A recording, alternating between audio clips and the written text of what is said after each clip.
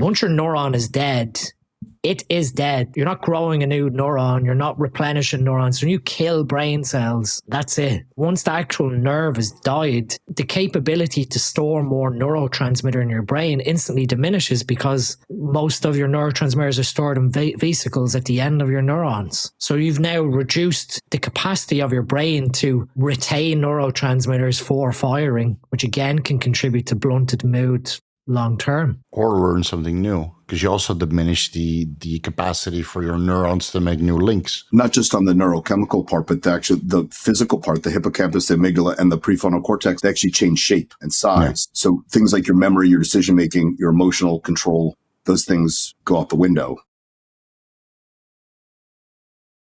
Welcome to Anabolic Roundtable, episode 17? Is this 17? I think so. I think it's 17, right?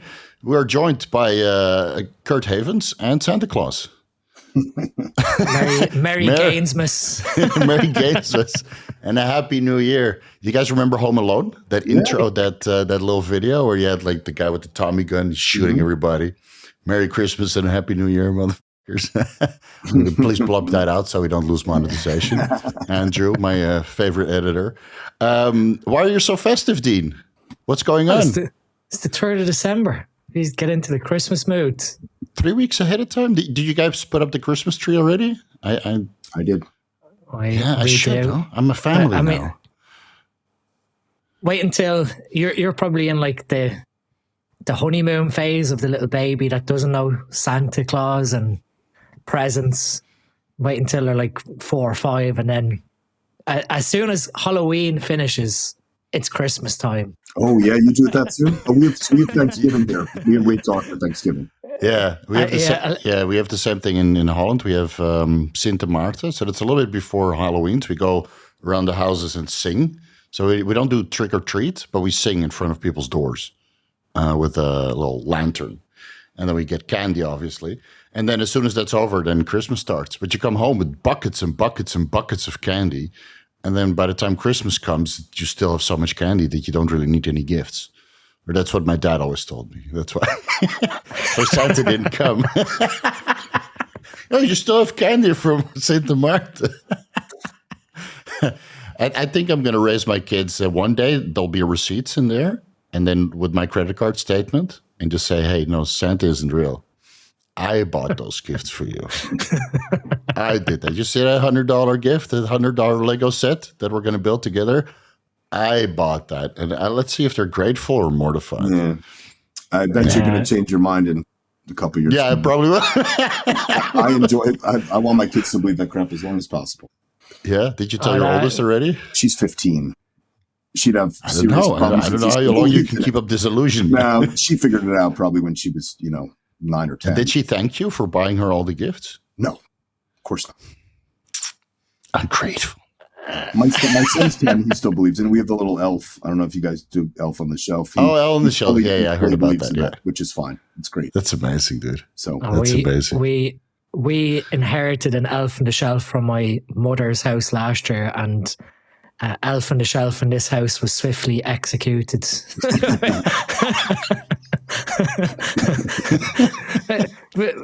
Because the whole premise of it then is the kids get disappointed. Like if Elf on the Shelf does something good, like the whole point of Elf on the Shelf is to do naughty things and blame it on the elf. Morgan wasn't a big fan of having a destructive elf, so Elf on the Shelf was banned from this house, unfortunately. Where'd he end up, in the trash or like in 1,000 pieces? The two of them are up in a wardrobe. They're still up there. Okay. But I think how it ended last year when I said, I say goodbye to the elves, they're going back to the North Pole. That was the end of those two. I gotta read up on some cultural stuff because I haven't had a Christmas in like 20 years since moving to Thailand. Mm-hmm. It's there's a fake Christmas tree in front of the mall, and that's about it, But I guess it's time to brush up on my history, and then see if we're gonna do the Dutch traditions or the international ones. Probably international is more fun, more Christmassy. Yeah. Santa starts off relatively easy for the first few years. Kurt's presents probably have gotten... Oh, it gets complicated. Like with mine now, Callum will be 7 next year, and it sort of changed from toys to like a Nintendo Switch or a games console, and we all were probably in that position when we were younger, asking for big presents, but it tends to escalate quite quickly. Yeah, that's why we have the Black Friday sale, so I could save a little bit of money for Christmas through the affiliate sales and discounted consultations. I can laundry that into a Christmas present. So, man, yeah, maybe I won't do the Christmas tree at all. Save some money. Just give him like a little stick with cryptocurrency on it, so he will appreciate over time. Collect it when you're 18. Yeah, I'll have to see. Probably by that time you have like a Nintendo Switch 4. You know, yeah, $2,000 a pop. Yeah. Trying to convince Callum the difference between Switch and Switch 2, and then he asked, "Well, I want both." And then you're like, "But they're two separate, but you do the same thing." And you're trying to explain this to a 6-year-old. I was like, "But Santa would bring me both." And like, I've been a good boy. You've bring me both. Hey, dude, if you want, I got a Switch 1. It might be a region lock though. I don't use it. I could send it to you if you're short. If you want, if you have to give both, it's got like 3 Zeldas, and the Mario Kart and Super Mario Galaxy. Yeah, I managed to get one from one of my, with Lee, who I work with, Supplement Needs. He had a Switch, and same, hadn't played it in a while, and said, "Well, why don't you take this off my hands?" So yeah, crisis averted, but it does get expensive the older they get. And I'm sure I was no doubt to my parents. So if my parents are watching this, thank you very much. Yeah. I do remember getting some presents for Christmas here and there. I get a Super Nintendo at that time when I was 12 or something. That was insane with like 3 games. I was so happy. Should have thanked my parents. F-Zero and Super Mario World. Yes, sir. Good times. Dean, how's everything on your end? Good. We went back. I went back training about 3 weeks ago. Was it after we spoke? I think after about 2 weeks, the nose splint came off. So I think I had the nose splint on the last show. Nose splint came off. Well, actually fell off, and I phoned a consultant and said, "Well, what can I do here?" And he said, "Well, I only told you to wear for 4 to 6 weeks. Hopefully get to the 6-week mark with the review." But he said it was only to stop you banging your nose off something. He said normally 2 weeks after a nose surgery, the splint can come off. So that's been off since that last episode. Still running the same setup, Cartalax. It's now up to 5 milligrams per day. So I'm going to run this another 2 weeks, and then that'll be, I think, 6 weeks total, 5-6 weeks since the surgery. Up until the review anyway with the consultant. But like I was saying before we joined, I've got a small little bump of like cartilage now on the side of my nose that sort of deposited over the last probably 10 days, with obviously where the crack was on it. I don't know whether that's normal healing or that's expedited healing, but my nose, like now, it's not even sore to touch, and seems to be in a good position. Although I'm not going to volunteer getting punched in the face to test, is it? I hope not. Fully set. I hope not. Are you going to do an MRI and an X-ray to kind of see what's going on with the healing process? I'll see so obviously when it happened, they done a CT scan to see the extent of the break. I might see about another CT scan later next year once it's all fully settled, but then you have to put into consideration what a CT scan is, and putting your head inside one of them is probably not one of the smartest things to do unless you have good cause to need a CT scan. Yeah. But you don't have to do the contrast, right? No, you don't have to do the contrast, no. I think like that ties in with today's episode on brain health, but CT scans, X-rays, a CT scan is basically, I don't know exactly how many X-rays, but it's a 3D X-ray of basically using a 3D rotating X-ray to generate an image. So CT, that's a lot of radiation. Yeah, I think you're allowed, safety wise, from what I remember reading about coronary CT angiograms, the radiation you're exposed to with a CT scan or an angiogram is the same equivalency as, I think, 5 years background radiation. So if you weren't, day to day, the same radiation that you get exposed to in a CT angiogram would take 5 years to naturally accumulate in your body. So it is quite, it's not something that you would do without reasonable cause to have to do it, unless you wanted to be exposed to a load of radiation. Yeah, and I think in your case it's not necessary because, well, you're expediting the healing process. And you would feel it after a while. It feels super solid, just like when I broke my leg in a motorcycle accident. After a while, it just feels normal, and you can walk. And I guess your kids will tell you at one point when they kind of touch your nose. Like, at one point you don't have to like oh shit, did I break it again? That's obviously the worry at the moment, is consistently dodging flying hands whenever watch daddy's nose. Drop kicks. I still plan. There's still some competitions start of February, some Northern Irish competitions, like national competitions for the Irish team in kickboxing. So I'll hopefully go back before then competing, but obviously face mask. And I still think at some point, even when I get the face mask removed or I stop using it, I'll probably get a nose shield where you literally just get this hard piece of plastic that covers your nose. That's sort of straps around your head. Mm-hmm.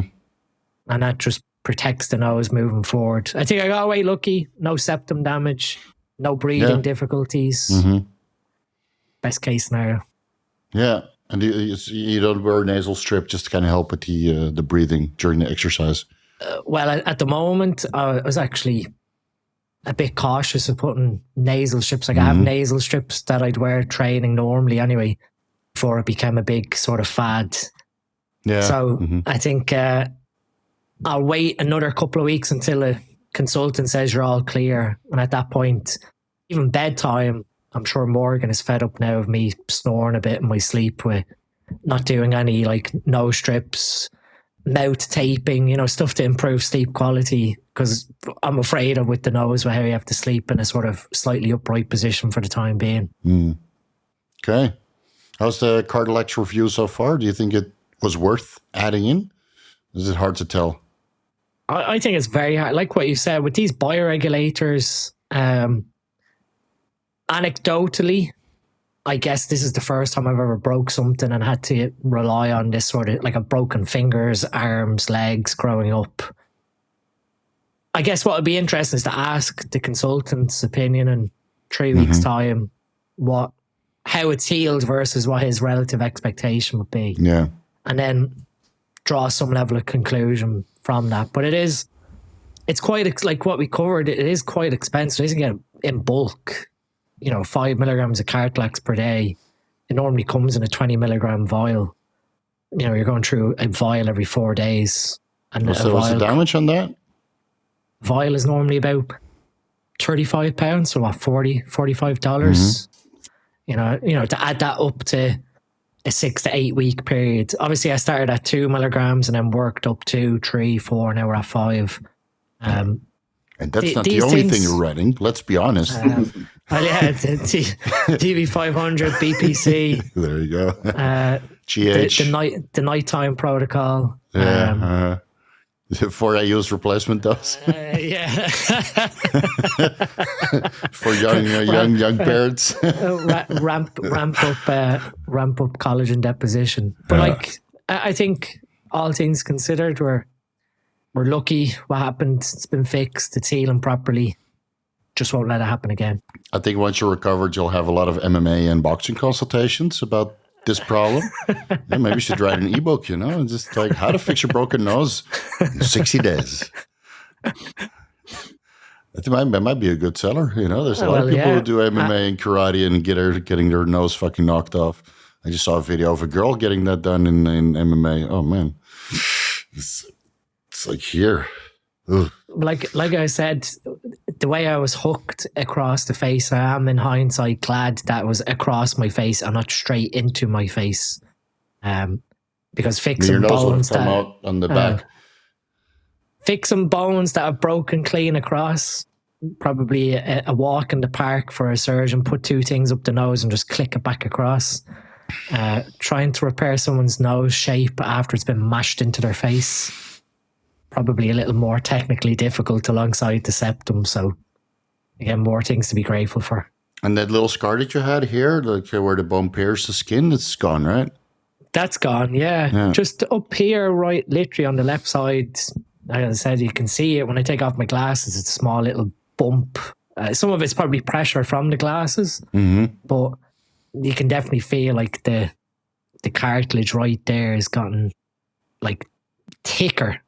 And I had the same with my baby finger when I broke my baby finger. You're left with like a lump of cartilage on the side of your finger. Yeah, I got the same thing. So that's okay. So I still got married. Yeah, you know, I'm off to working, man. It doesn't matter. You know, they're war wounds that remind us with little memories of what's going on. So of the stupidity we got ourselves into. Gord, what's new on your end? Nothing, man. Just nothing. Coaching. Just living healthy and coaching and doing the good stuff, living the good life. Yeah. Did you make a little snow man over there in New York? No, it snowed like. Oh, okay. Just enough to be annoying. Yeah. Just. Just I can't complain. I'm ready to put my cycle to a close. The train is starting to hit me in traffic. What's the stack again?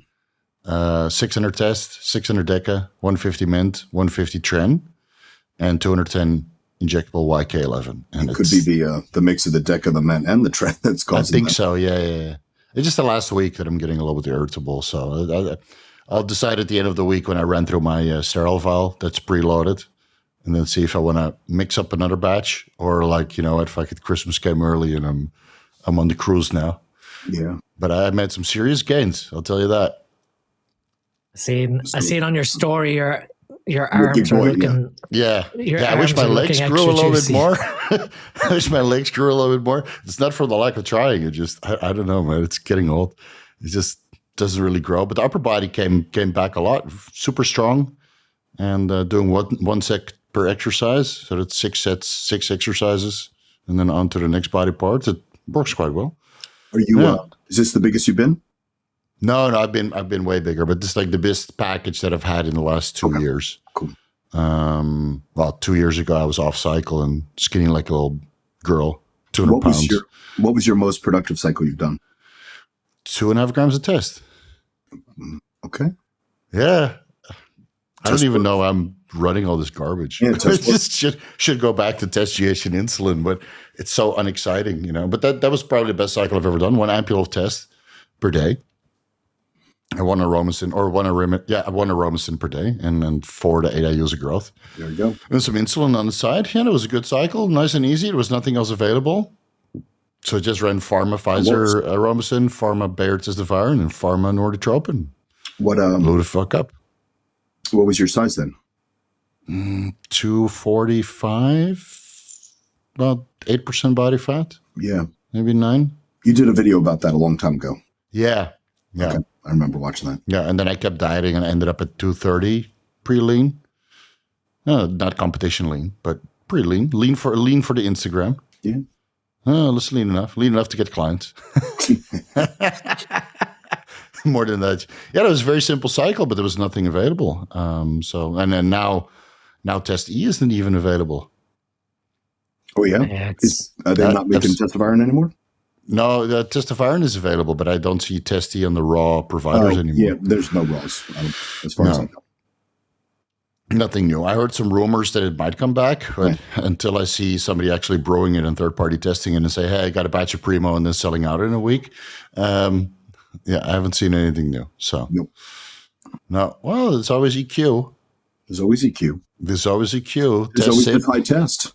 I mean, yeah. What's EQ going to do that the test is not going to do? Not much. Yeah, aromatization. That's it. No, but you can control that. You need that gyno, man, to get high IGF. That's all bound up and doesn't do anything. Yeah, it's so anabolic, you get a second chest. Yeah. I got it. Before we derail the podcast again, let's get into brain health.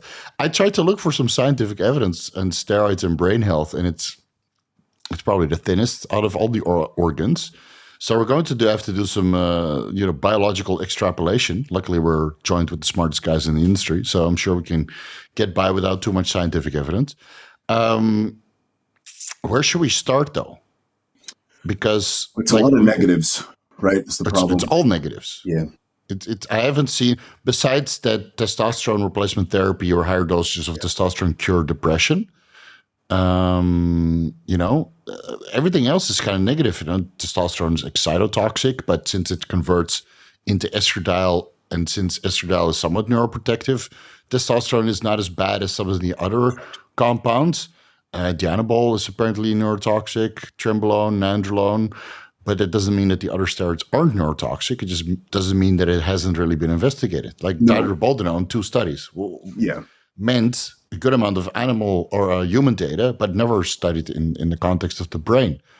So it's there's not so much to work with. Well, we could break it down into different sections. I mean, like the first is going to be like the dopamine, serotonin, GABA part, right, what it does there, and then we could talk about neuroinflammation. I know Dean is big on that. Yeah, and then oxidative stress, and then we can talk about actual brain mass and the changes in size of the different parts of brain.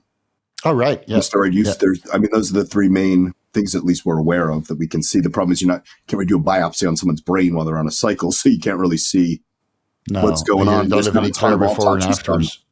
Yeah. So, if we can start with that, right? Because they definitely affect serotonin, dopamine, and GABA, right? And there's going to be structural and functional changes to that prefrontal cortex that occurs with long exposure and dose. Yeah, and Dean has talked about this in the past, especially guys that start younger, that don't have a fully developed frontal cortex yet. That once they start taking steroids and their whole, neurotransmitter system changes, that as soon as they come off, they're a shell of their former selves. Yep. And we can, to simplify it, I think, too, because people might understand. So estrogen has a large role in serotonin production, and testosterone has a large role in dopamine production. Right. So as you move those ratios around, you can find some of the issues that come from the different drugs. Right. Yeah. Yeah. I think when we look at the positives, if we want to start, because they are so few, but there are positives too. If someone is hypogonadal, they're going to have low dopamine tone or dopamine turnover in their brain, which more androgens will incite more dopamine release or more dopamine production, then gives you better libido because of the intrinsic link between dopamine, neural health of the eyes specifically. So we're stimulated through our visual system. And that link into obviously erectile function and being able to get sexually stimulated. When we improve someone's testosterone level from a hypogonadal perspective, we end up in a position where they have some positive benefits. They have better motivation. They're able to work better. They're less depressed. They're able to train with higher intensities than before because they're more motivated to go to the gym. Right. But on the other side, if it's left unopposed in terms of aromatization, too much estrogen now coming from the testosterone replacement therapy, you're going to swing the pendulum the other way, like Kurt said, where you're going from testosterone is linked to dopamine, estrogen is linked to serotonin. It's not that they exclusively control those neurotransmitters, but to make it very simple, testosterone, high dopamine, high estrogen, high estradiol, high estrogen, high serotonin. When one or the other is in dominance, the relative theory is that they operate on a seesaw position. So when your dopamine is very high, your serotonin compensates and drops. Your serotonin goes up, your dopamine will naturally drop as well. So there's a nice paper, I'll send it to you after the show, as a really nice pictogram of what happens when we have the seesaw relative to libido and sexual reward based on high testosterone, high dopamine, high estrogen, high serotonin. Can I just touch on the sex drive for a second, because I think it's misunderstood. So the drivers of male sex drive, human male sex drive, is DHT and allopregnanolone, right? Where estrogen comes in is through the modulation of serotonin. So it basically allows you're more receptive to the act if your serotonin is in the proper place, right? And your genitals have serotonin receptors on them that need to basically see some serotonin in order for sensitivity and those things to occur. But the drivers are DHT and L-pregnenolone, which are both created from testosterone through reduction, right? So in theory, if your body's functioning properly and you have adequate testosterone, you obviously 5-alpha reduce to DHT and 3-alpha reduce from there to pregnenolone right across the blood-brain barrier into the brain. And there you have a sex drive, right? And there's some aromatization that will naturally occur. And then you have some level of serotonin. That's male sex drive. I think once you start throwing a bunch of steroids in, it gets kind of confusing what's going on, and certain things might magnify that response or take away from it. But that's really the basis of what sex drive is in men. And then I think, from there, having a higher dopamine reward circuitry combined with some dodgy practices, so more so having high functioning libido that starts making you go down the wrong path. Your sexual your sexual expectations change. So from your normal psychology, and now that can drive erectile dysfunction from a psychological perspective because of what's been impacted from testosterone improving dopamine neurotransmission. And this was the warning I've had before of your neurons have a firing threshold, an electrical potential. You start overstimulating those nerves, the electrical potential moves higher, and now you need more stimulus to get excited. And so guys end up in a position where after they use steroids and come off, they find themselves in a position where they have no libido, or normal sexual encounters don't get them aroused. And they're trying to figure out, what's wrong with my libido? Mm-hmm. And it's like you've done some probably dodgy things on cycle where you've watched a ton of porn, or your environmental expectations for sexual stimulus is completely different to what's going on in the room at that moment in time. That, of course, now you're not going to be sexually stimulated by a naked woman if you're watching like some crazy porn stuff that gets your brain all excited. Mm-hmm. In that instance, was it the steroid that caused the problem, or was it the behaviors that were caused from the steroid use that have now created the issue? That, to be honest, it's the behavior if you really look at it, because when you then abstain from over sexual stimulation and create a more dopamine fasted environment, normal sexual expectation or normalcy of libido can return. But the problem is guys get stuck in this loop of instant gratification of then just picking up the phone and keeping that addictive quality going. Mm-hmm. And that's sort of then where from that positive comes another negative, in that back in, I think it was 1986, from what I remember from writing this in my book, that they back then started to suggest that these drugs were psychologically dependent compounds, that when you stop using them, there is a level of psychological dependence that generates as a consequence of the changes to your neurochemistry. Now, does that mean that you need the compound to function day to day like someone who's addicted to opioids? No. But in the scheme of it, people will feel flat, and then they feel, not themselves, and will naturally make the association, well, when I took a load of gear, I felt normal. I'm going to start taking a load of gear again. Especially on tren.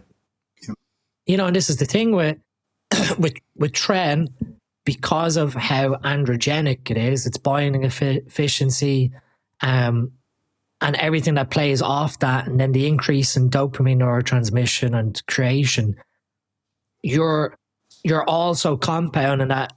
I often joke in consults about this, but if you have a rampant sex drive on tren where you want to have intercourse 3 to 4 times a day, and then you stop tren and you go back to TRT or a cruise, and now all of a sudden you don't want intercourse, or you're frustrated because you feel that you should be having intercourse 3 to 4 times a day, or you can't get an erection, is because of what you've done to your neurochemistry on trend, that normalcy and that expectation.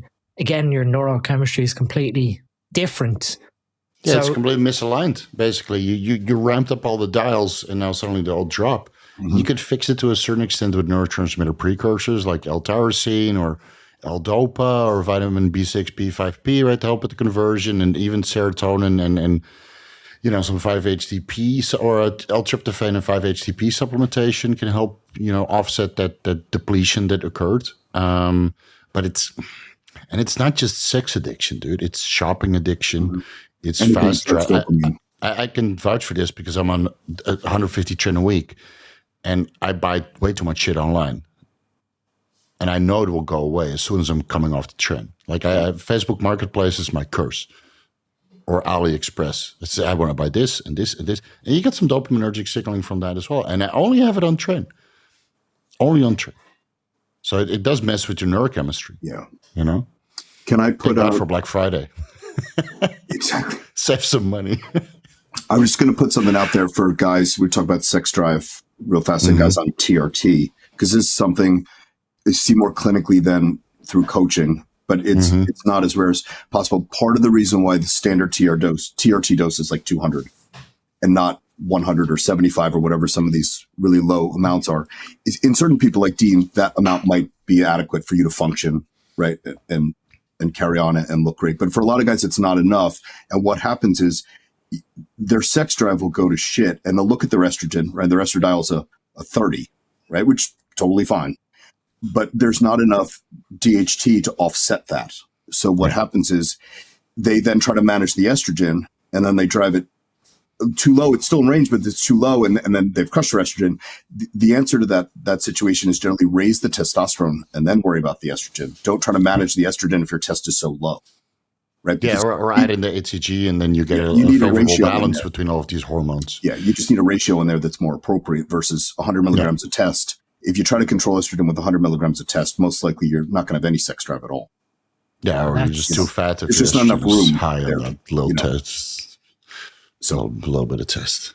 That's why I like Dutch. We've gone on about before the dry urinary test for comprehensive hormones, because you get a ratio of pregnadiol metabolites, DHT, whether it's going down alpha or beta, 5-alpha reductase or 5-beta reductase, and then you get a picture of your estriol, estradiol, estrone levels and the metabolites from them. That, like Kurt said, you can have a perfectly normal serum estradiol, but then when you do something like a Dutch test, you see sky high estrone, or you see sky high 2, 4, or 16 hydroxyestrone.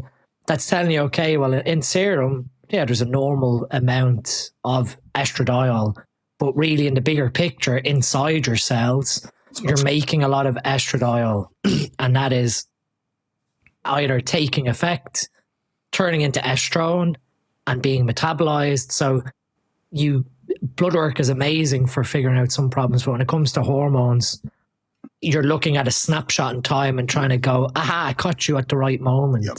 And so most of the time you never catch it. Well, that's the problem with serum, right? Is serum tests, DHT and estradiol, basically are the trash, right? Those two hormones are created inside the cell. The serum is what's been spit out back, right? So like you're saying, there could be a ton inside the cell that's just not getting thrown out. It would be like you making a grocery list based on how much garbage you put on the curb. It doesn't make any sense, right? Like you need to know what's actually going on inside, to judge that accurately sometimes, not just what the waste product is. Yeah, and the hard part about that is that you can't really do biopsies every single time to kind of see what the intercellular plus. Then you have to take that from multiple organs, and are you going to go in through the nose and see what's going on in your brain? I mean, lobotomies are not I've really had a biopsy. sustainable. You don't want to do biopsy.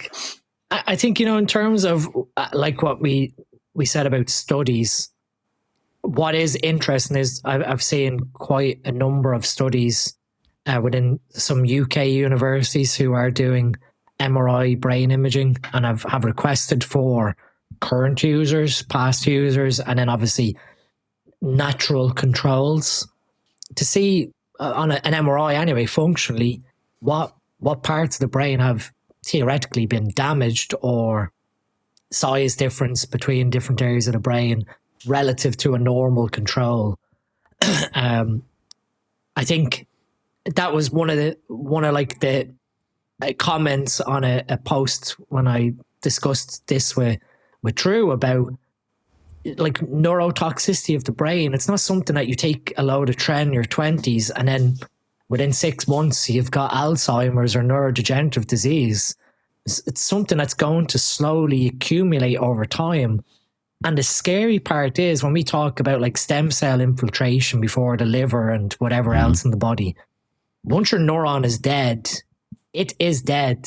You're not growing a new neuron. You're not replenishing neurons. When you kill brain cells, that's it.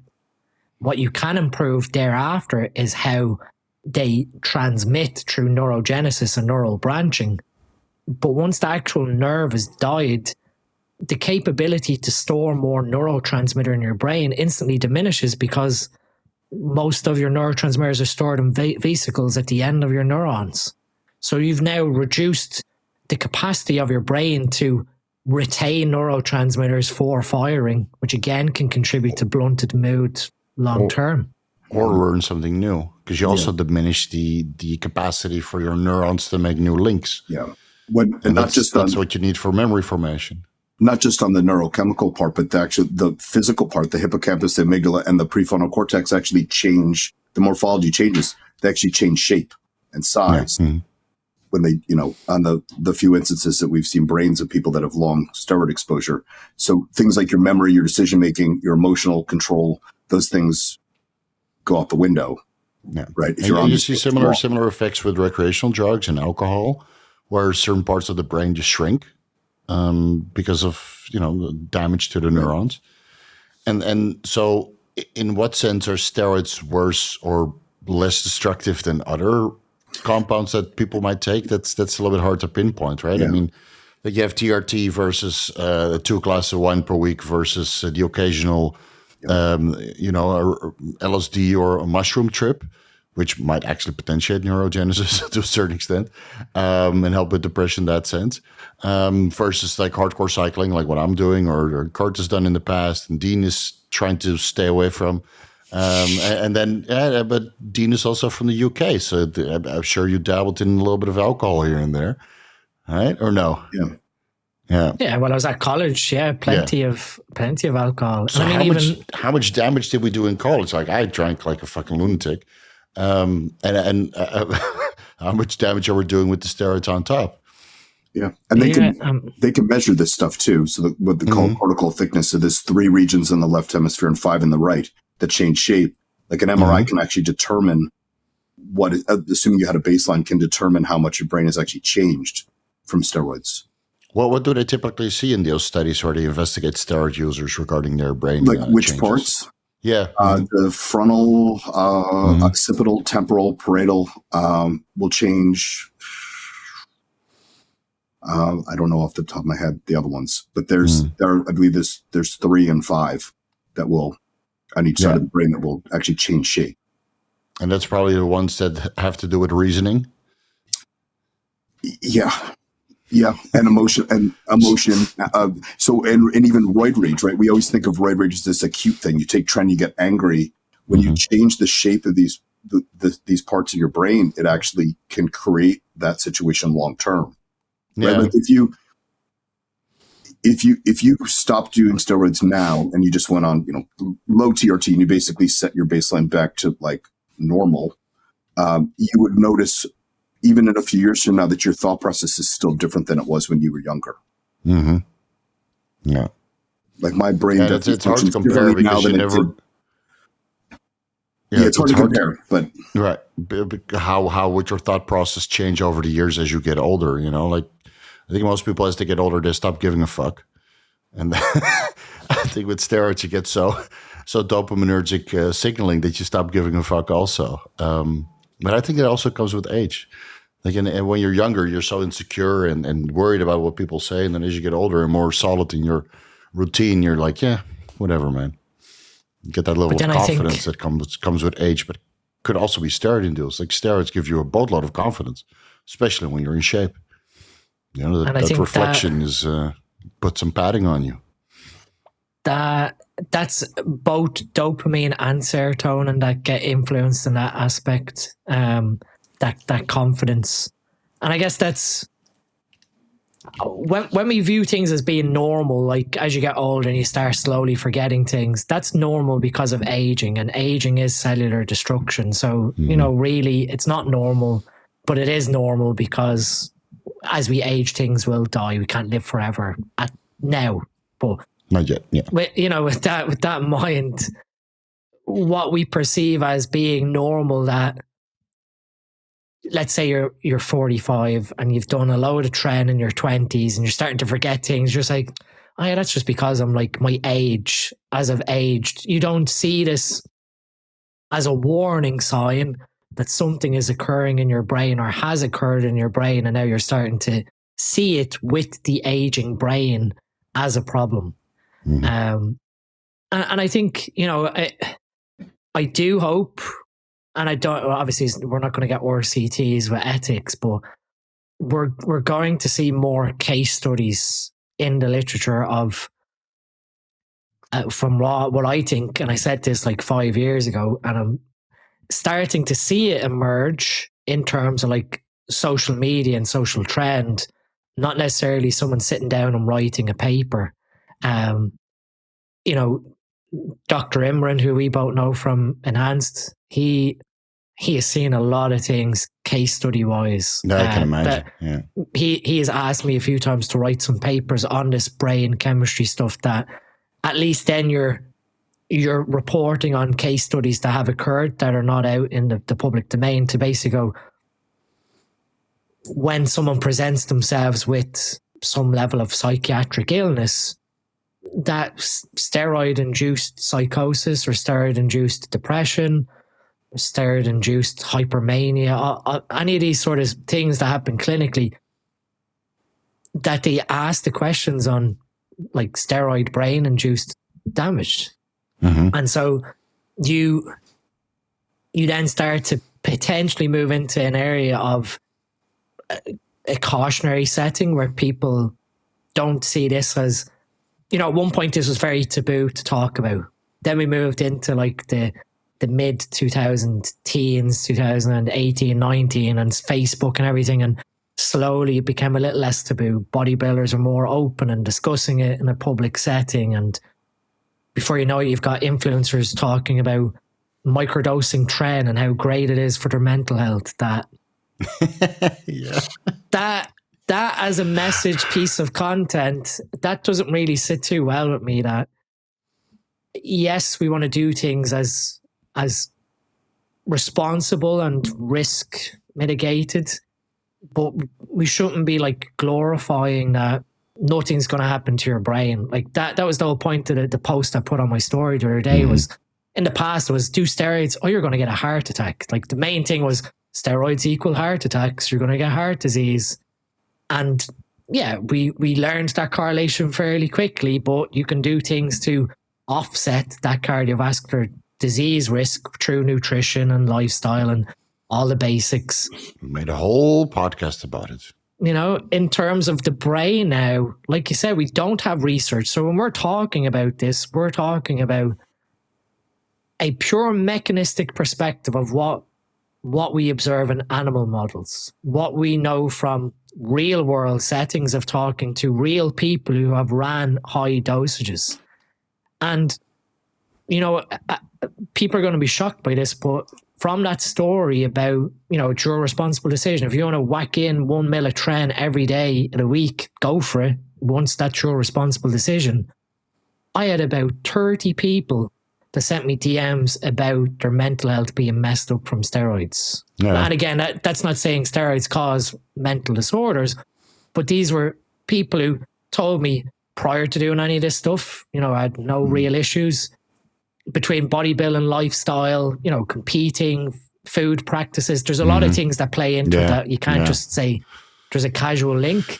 Vigorous and all that shit, Yeah, they're all resounding, like, this has messed with my neural health. And then one of them actually even said to me, in terms of their memory, that they've noticed in the last 5 years, their memory getting progressively worse. as they ran more and more competitive cycles for like USA nationals. And it's sort of, we talk about these risks of you do steroids, you end up with heart disease or kidney disease or rare cases, liver. No one is turning around and saying, you do this, fair enough, you might be alive when you're 60. The cognitive decline is very noticeable. Yeah. And all you have to do is look at the pros from the 90s. You don't want to get to your 60s and 70s and be a cognitive mess because you're not able to enjoy life because you're basically stuck in this loop of your brain is trying to survive. But you can't remember things that have occurred 5 minutes ago. You might remember the past, which is great, but your short-term memory, again, that can then lead to other consequences and delusions and everything else. Yeah, we have, I can try to PDF it from textbooks. We have studies on the hippocampus, which is what you're talking about. The steroids will cause the hippocampus to actually shrink. So they've done memory studies with people, steroid users and non-steroid users, and the steroid users tend to perform much worse on memory tasks. Yeah. And when they did scans, they found the hippocampus was reduced. And most likely through it's speeding up the reduction of neurogenesis. So the brain just literally can't reproduce there. And the amygdala is the opposite. The amygdala actually has a ton of androgen receptors, and it will hypertrophy from prolonged use, which can, that's like the long-term roid rage. So you find even in former pro bodybuilders that did a ton of drugs, even if they're on nothing now or on some sort of TRT, that their aggression is just still much more elevated than it would have been before they went down that road. Right. And that's because that brain structure's changed in shape.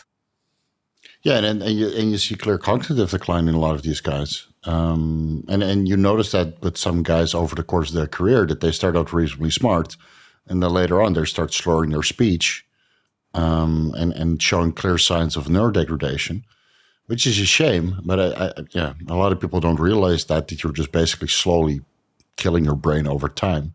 Yeah. But again, is it much different compared to alcoholism or recreational drugs? Boxing, that I'm not really sure. Right? Getting punched in the head repeatedly. Yeah, or boxing, contact sports. So it's probably also not the best. Yeah, motorcycle riding. No, hopefully you don't hit your head. Men, that's why men just don't live long, because we regardless of the path we chose, it's some sort of dopaminergic signaling that we're looking for, and then we kind of drive ourselves into the ground. Do you know what the reason why women live longer than men is? It has nothing to do with habits and risk taking and dopamine and all these things. That probably plays some role into risk, but actually because women have the two X's, they have a duplicate set of DNA that we don't have. Yeah, they have the backup. One fails, they have a backup. We don't have a backup. They found, they did a 10-year-long study, and they found that was basically they can replace damaged DNA that we can't. So we're much more disposable. Yeah. I remember figuring that out from the research I've done over why why bodybuilders usually get daughters. Yep. Because the male chromosome, the Y chromosome, is just more susceptible to oxidative stress, and there's no backup. So you get a Y and an X, and women get two X's. One is inactivated, unless the other one is kind of broken, then they both kind of contribute. It's amazing in that sense. Yeah. But we drew the short end of the stick. We're missing a whole part of this X chromosome that's just gone. Well, they discovered it in birds, because a lot of birds, the male is the double X and the female is the Y. And they noticed that in those species, the male lives longer than the female. And they were like, well, that doesn't make any sense, because across the animal kingdom, it's generally the males that die, right? And animals aren't taking the same risks necessarily that humans are. No, they're usually fighting a lot for dominance. It was a backup DNA thing. Okay. So regardless of what I do, I'm just genetically fucked. It has nothing to do with my decision-making process. Do you like my risks? Do you like my risks? So regarding, maybe we can discuss a little bit what we see anecdotally, right, in the bodybuilding space. Like a lot of guys that stumble over their words and have trouble remembering things. And I can notice it in myself, that when I'm on a high cycle and lifting a boatload of weight, that I'm more cognitively impaired than when I'm a little bit smaller, running a TRT protocol and not training so hard. And I'm not really sure if it's neuroinflammation from the insane training that you undertake when you're on a boatload of gear, because it feels so satisfying. And the reason why you're on a boatload of gear is to make progress. And for that, you need to eat a good amount of food and train super hard. So it's probably a double whammy in that sense. You get the stress from the steroids and then additional stress from all this crazy training intensity that you're undertaking. And then the opposite end, while you're cruising, you're much more productive and cognitively present. Yep. Some could be lack of sleep, right? On a cycle, you're probably not sleeping as well, even if you think you are, versus TRT. Yeah. So it's possible that during sleep, right? Because then when you're sleeping, the brain flushes itself, right? And basically is recovering. Yeah. If you're not recovering, especially on something like tren, or, the common thing I see is guys are waking up to pee 3 or 4 times a night, right? That's not good sleep. I don't care if you're in bed for 8 hours. If you're peeing 4 times a night, your sleep is not restorative. Same with obstructive sleep apnea and the cognitive decline that comes from that. I mean, look at the research that's coming out surrounding one of the biggest hitting risk factors of Alzheimer's that has been completely unrecognized medically was unrecognized or undiagnosed obstructive sleep apnea. Yeah. I had a conversation with someone recently and like very high hematocrits sort of put down to steroid use. And you ask the question, like, do you snore? Well, not really. And then you're like, but ask your wife. How do you know? Snore? How do you know? How do you know you've not got apnea? If someone isn't watching you sleep and observing you stopping breathing for 5 to 10 seconds in your sleep, just because you don't snore doesn't mean that you might not have sleep apnea. And that's one of the biggest risk factors of an open weight bodybuilder is OSA and what it impacts not only on their brain health but on their cardiovascular and renal system. So even if you've got no suspicion, do a sleep study, and that that's one strategy to protect your brain health, because if you do have OSA, you just get CPAP, improve sleep biomechanical positioning, but CPAP instantly removes that hypoxia and hypoxic environment from your neurochemistry. Yeah. Well, you also can't hear yourself snore. Like if you're snoring bad enough that you can hear it, that's beyond like a normal level. And that's the reticular formation in your brain doesn't allow you to have that sense, right? That's why you don't feel your clothes after you put them on. It's why you don't hear your heartbeat. That's why marijuana makes some people paranoid, is because it messes with that part of the brains, and all of a sudden your senses are elevated, or you just feel everything. Right. But that's the guys that are, because sleep studies sometimes takes months to organize. I have a video on my YouTube channel on how to self-diagnose sleep apnea. Basically, you get your laptop or a computer with a webcam, you record yourself the entire night, and you don't have to turn the light on to look at you and look at yourself breathing or not. You just go by the audio. So if you get a decent microphone and you see the audio just flatline, and then suddenly it peaks because you're breathing in, like... Right, suddenly you have that deep inhale. If you just count those peaks over the audio track of 6, 7, 8 hours, and then you can see how many apnea episodes you have.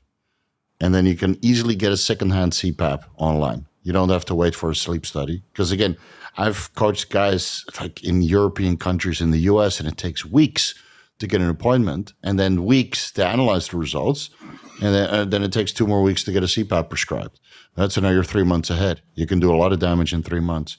So I would rather just record it one night. If you see any kind of apnea on your audio track of the webcam, just buy a CPAP machine secondhand and then wait for the new one to arrive after you've done your sleep study. But then at least you can use it for 2 to 3 months while you wait for the medical system to semi-fail you in that sense. Yeah. Like I just bought one here in Thailand. I got it the next day, but this is Thailand. Yeah. Spent $1,500, fresh new one, falling off the wagon, and I was ready to roll. There are a few. Look on Google. If someone put CPAP and Europe together into Google, they might get some answers. But there are companies like what you might find that will honor a prescription. Take a questionnaire, and depending on the questionnaire, the computer says yes, and there's your brand new CPAP once you're willing to invest the money. And I'm sure Perplexity or Grok or ChatGPT can help you with how to fill your prescription. Sir, which questions do I say yes and no to? Dear Grok. It's like the TRT clinics in the US. Are you tired? Yes. Are you depressed? Yes. Do you have low libido? Yes. You qualify for TRT, sir. Get the fuck out of here. That'll be $1,000. Like, I think in terms of brain strategies, I get, again, it was interesting because there was some level of what they sort of call survivor bias or survivorship bias of, well, I done a load of that and I'm fine. And it's sort of like, well, are you really fine relative to how you were in the past? People don't have no self-reflection. That's the problem, right? That the ego prevents them from looking at themselves. I mean, I can clearly tell that my brain physiology has changed over the years. And I can feel that it changes when I'm running particular compounds, right? I'm a shopping addict on Tren. Not really a sex addict, but I'm a shopping addict. And after Tren, I'm done. I don't buy any Legos. I don't buy any shoes. I don't buy any motorcycle parts. I just don't give a shit. But I'm on the Tren sandwich, man. I'm spending thousands of dollars on bullshit. And I use it, obviously. It's not like I'm not using it. But, I mean, I got the Enterprise D Lego set sitting here. Yeah. It's ready to be built. But I was salivating on that thing for a month, looking at Lego. Like, oh, it's just, the Enterprise D Lego set is coming. I got to buy it first day. So I went there first. I got it first day, of course. It's a trend, man. It's a fucking trend. Because otherwise I would have bought in it like, I'm going to, the shopping mall where the Lego store is 4 weeks later and fingers crossed I have one. And otherwise I order it online, There's no rush. But now there's an immediate need to get that thing in the house. I think like the role of inhibition in our brains, like we've sort of spoken about, that a normal logical brain might sort of say, yeah, I'd like that or I need it, but it will sit on the decision. You tend to be, again, it comes back to the brain chemistry. You're a lot more impulsive when you are running higher androgens. That's why training TikTok is such a bad idea, because TikTok gives it to you now. Or thank God I don't have TikTok anymore. I got banned, and I learned how to take social media out. But I clearly noticed it to myself, and I saw it with clients when I was still coaching. You're so impatient, dude. I order motorcycle parts in the US. It takes a week to deliver to my shipping forwarder, and then 3 weeks to come to Thailand, right? So that takes a month. It's so hard. Every day I check the shipping forwarder. Is it here yet? Is it here yet? Is it here yet? So that's why one of the reasons I can't wait to get off the shit, because I'm just so impatient. I'm just getting upset for no reason. Why is my helmet not here? Well, it's good. It's not going to come here any faster, but the trend just ruins your perception of time. Yeah, and if I can tell it, then I'm sure other people can tell, but a lot of people can't. And they're like, why am I so angry? Why am I so impatient? Why doesn't the world work the way I want it to be? But it's all in your head. Your perception is just completely warped. And I wish more people have that self-reflection to understand what's going on in their brain so they can make a little bit better decisions in the long term, Yeah, it's, I think, as I said, with like the studies, I think over the next 10 years, at that point, we will be wise men. And we will be looking back and saying, well, we sort of warned this was happening back then. That's just no like surprise. When we warned that the Masteron and Primo was going to... The Nostradamus of the anabolic community. We talked about. guys, be careful. Stock up. Yeah.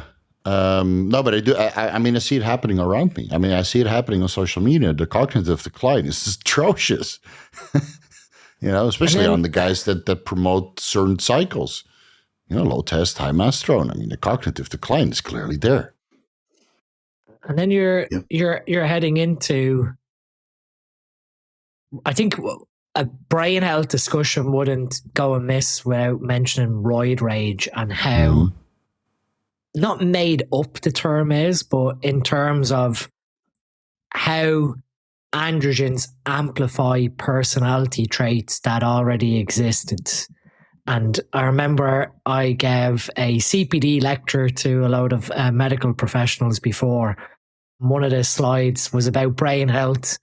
Basically said, if you're an arsehole before you took steroids, you're going to be an even bigger arsehole on them.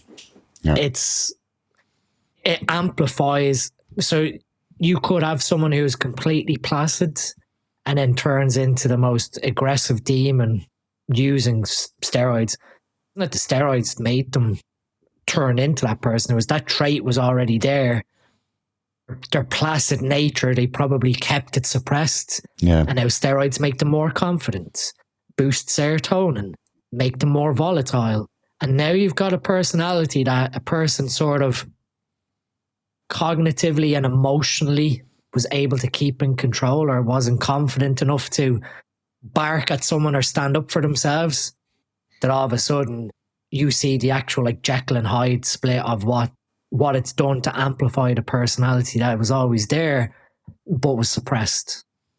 Yeah, with the steroids, since you gain so much confidence, you're super convinced in your own correctness and justified in your roid rage. Because who are you to cut me off in traffic? Right? You're completely convinced that you're in the right. When in reality, you were probably the one making a mistake, but you don't see it that way. And again, you need a little bit of self-reflection for that. Come to Thailand, drive around here, and you'll get cut off so much that it doesn't faze you anymore. And then you're like, yeah, it's number 7 today. It's fine. I'll break. Even on the tremboloni sandwich. Well, you see that in interactions. If you interact with people on Instagram and stuff, you'll see the overconfidence of some of these. Yeah. Yeah. That's why I stay away from the comment section, because it's all guys on trend, convinced of their own correctness. And like, Steve, you forgot this. It's a 1-minute reel. Slow down. Watch the full podcast, bro. You forgot about. Yeah, but this study said it's in the citations, in the full video, bro. Just watch the full video. It's there. Trust me, it's on the screen. So, but yeah, you see it clearly in our space, the cognitive decline and the correctness and I remember Phil Viz, on one of the podcasts, he said, yeah, I just love arguing with people, even if I'm wrong. And he described it perfectly. Not particularly fond of Phil Viz, but he described it perfectly. That's what people do. He argued with Dean and I about the androgen receptor. Yeah. Well, upregulating. It's like, good luck. It's rolling in the mud with pigs. There's a market for that too. But basically, what he described, it makes perfect sense, and that's a large part of the fitness community. That's why I left the boards, because people just dare to argue for the sake of arguing, even if they're wrong. They can't stop. The rage, that's the ultimate roid rage, basically, right? That if people argue with Ronnie Coleman or this is my cognitive decline. Jay Cutler. Ronnie Coleman, Jay Cutler, or Dorian Yates, which has the bigger back? You got to get big, and you see a thread like 100,000 pages long of two guys just arguing back and forth. That's prime steroid, man. Prime steroids. People cannot let it go. You should go to the temple for a week and not talk and live off. Apple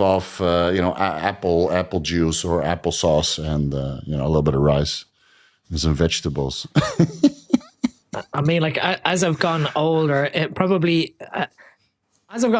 I've done stuff like what I've said on social media, like counseling, talking about trying to process and do self-reflection, ego reflection, try and understand. I was quite an angry person, but I was able to control it. But as soon as I went into a gym or martial arts, that anger could be released in that setting. The thing that I always laugh about is probably when I was younger, Morgan used to say to me, why are you wasting so much time arguing with people who just want to argue for the sake of arguing? And eventually I realized I'm wasting a lot of time here. My wife was fully correct. In the moment, you're just like, yeah, but and you're just staring into your phone, like arguing with someone. Like in reality, this is how stupid it is.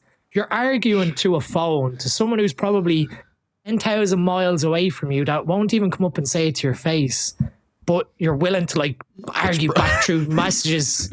It's probably the guys that comes to the expo, takes a picture, says, Dean, I really like what you're doing, bro. But then online they argue to death, because I don't know why, but it's the two-faced behavior, though. And like everybody needs a good wife in their lives to tell them, like, hey, cut the crap, man. Just go play video games or go to the gym, release your anger there. But I guess a lot of people are just too single.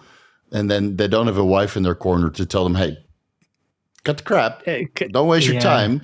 If you want to argue with people, make sure you get paid for it. And otherwise, but that's a community, man. And then for every guy that figures it out, that learns to let it go, there will be 10 new guys to take its place. Like that's the Trimboloni Hydra.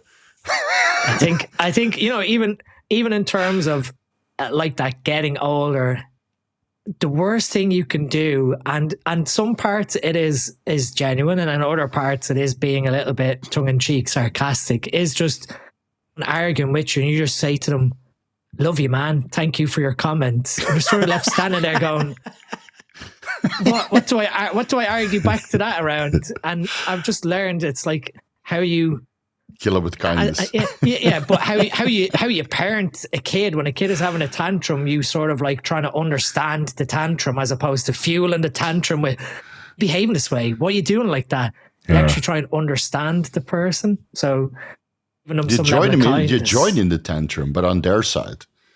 Yeah, exactly. I mean, instead of you don't have anybody to argue to. You just take a 180. You stand on their left. It's like, yes, you motherfucker. But there's nobody to call motherfucker because you switch sides. Well, when me and Kurt were under fire about our stance on a certain toxic oral. Oh yeah. And I got drawn into a certain comment section. I just said, "Love you, bro. Please send me the references. Much love hearts." I just left the conversation. Exit the chat. Yeah, exit the chat with kindness. And the video he made about me where he was like visibly shaking. Yeah, it's crazy, man. I feel bad. Yeah, it's okay. People learn. You got to learn. Everybody's got to learn.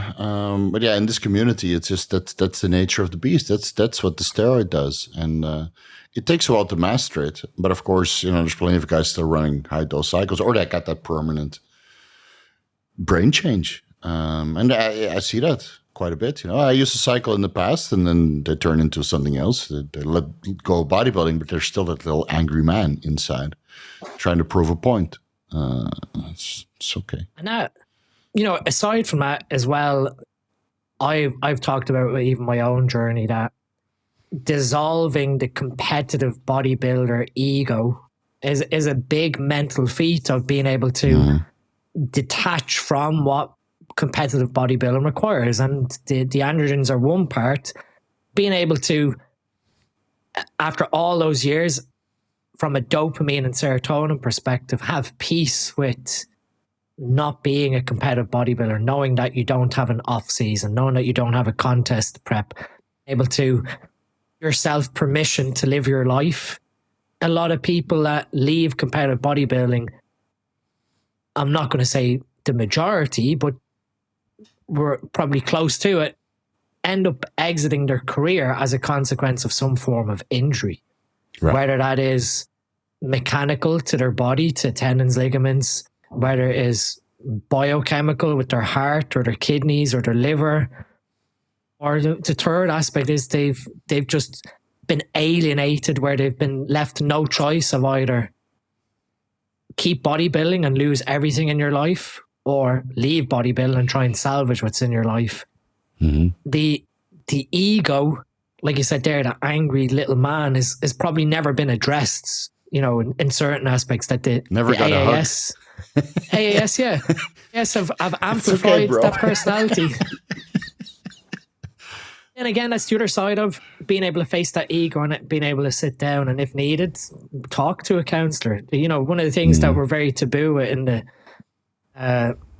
anabolic community is we talk about taking alpha GPC and lion's mane and things that improve neurogenesis and Selank and Semax, but no one turns around and says, well, how about you go and sit with a counselor for 60 minutes and discuss your childhood, discuss intrinsically motivates you depending on how you're brought up.